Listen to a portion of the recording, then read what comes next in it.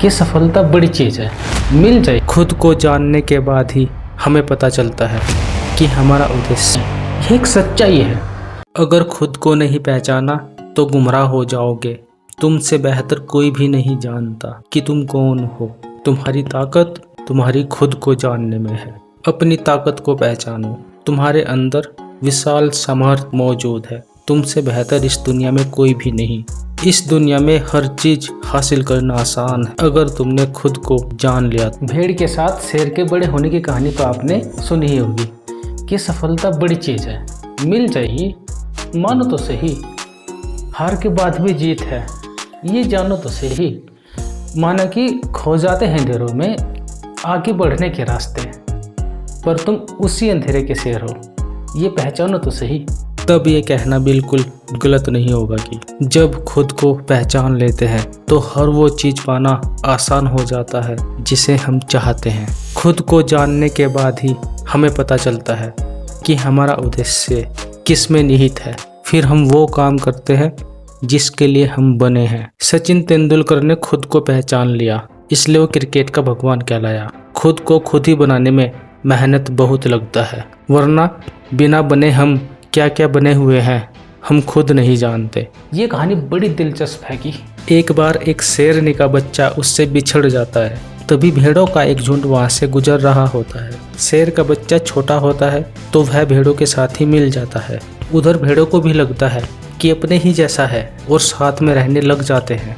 लेकिन जैसे जैसे समय बढ़ता है शेर का बच्चा भी मेमनों के साथ मेमना ही बन जाता है। वो ऐसे ही जिंदगी गुजारने लगता है जैसे मेमने गुजारते हैं। वो भूला रहता है कि कौन है तू, क्या है तुझ में। अगर एक बार दहाड़ दे तो सारे मेमने गायब हो जाए। और उधर मेमने भी सोचते हैं कि यार हमारे ही जैसा है, ये भी तो घास खाता है।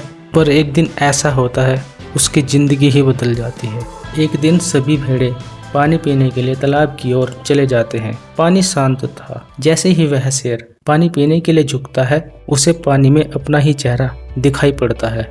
वह यह देखकर हैरान रह जाता है कि साला मैं इनके जैसा तो नहीं, मैं इनसे अलग हूँ। उधर भेड़े भी अनजान है, उन्हें पता ही नहीं है कि इसके मन में क्या चल रहा है।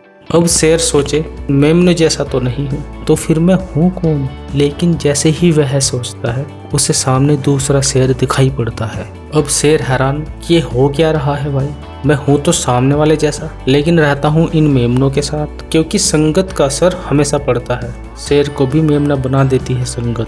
जाहिर तौर पर यह मात्र एक कहानी नहीं है, यह एक सच्चाई है, क्योंकि हमने अपने आप को कभी जाना ही नहीं। इतने में सामने वाला शेर जोर से दहाड़ने लगता है, पर यह शेर ट्राई करता है पर नहीं दहाड़ पाता। अभी मिमिया रहा ही होता है। सामने वाला शेर फिर से दहाड़ता है। यह शेर फिर से ट्राई करता है लेकिन दहाड़ नहीं पाता, क्योंकि संगत जो बहुत दिनों के बाद बुनाई हुई होती है एकदम से पीछा नहीं छोड़ती। अब जैसे ही सामने वाला शेर तीसरी बार दहाड़ता है, यह देखकर इस शेर में भी जोश आ जाता है और जोर से दहाड़ता है। पर इस बार यह मेमने की तरह नहीं, शेर की तरह दहाड़ा था।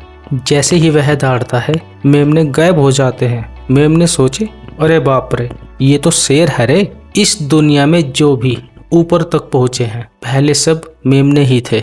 शाहरुख खान, अक्षय कुमार, अमिताभ बच्चन, महेंद्र सिंह धोनी मेमने ही थे। विराट कोहली, धीरू भाई अंबानी मेमने ही थे। लेकिन उनको बहुत जल्दी समझ में आ गया था कि तुम इन मेमनों के साथ रहते जरूर हो पर तुम मेमने नहीं हो, शेर हो। और आज वही शेर बब्बर शेर है, क्रिकेट के, बॉलीवुड के, बिजनेस के। याद रखना, जब तक भेड़ों के साथ रहोगे मेमने ही रहोगे।